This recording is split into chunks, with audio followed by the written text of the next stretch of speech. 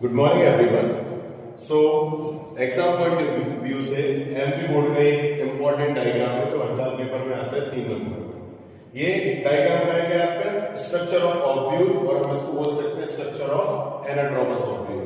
Paper में अगर 10 साल में से 8 साल ये लगातार आया है पेपर में, तो आप क्या बोलते हैं कि ड्रॉ या bed level diagram of एनाट्रोमस ovule. तो हम देखते हैं कि भाई ऑब्यूल के डायग्राम में क्या क्या होता है।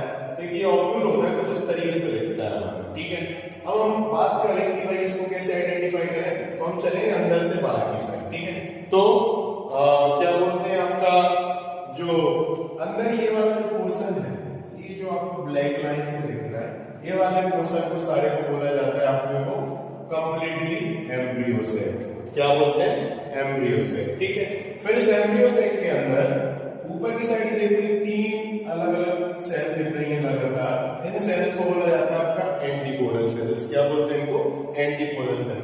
एंटीपोडल सेल्स के जस्ट नीचे 3 सेल और दिखती हैं। तो 3 में से एक बार जो होती है वो होती है एक सेल, और 2 नीचे जो रहती है उनको बोलते हैं सिनर्जिड सेल्स, ठीक है।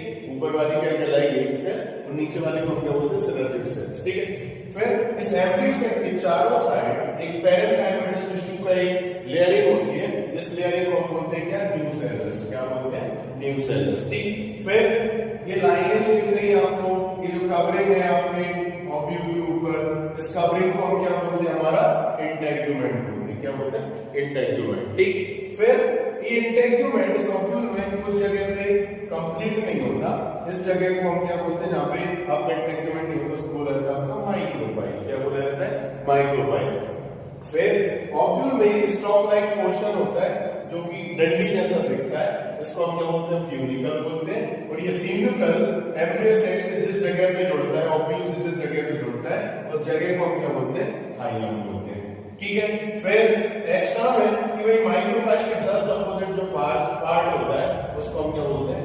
चैलेंजर बोलते हैं, ठीक है। टिपिकल ऑब्यूल में ये पेपर में आता है 3 नंबर में। पूरे बिल्कुल तरीके से आप इसको ड्रॉ करके आप पूरे मार्क्स मिलते हैं। Thank you.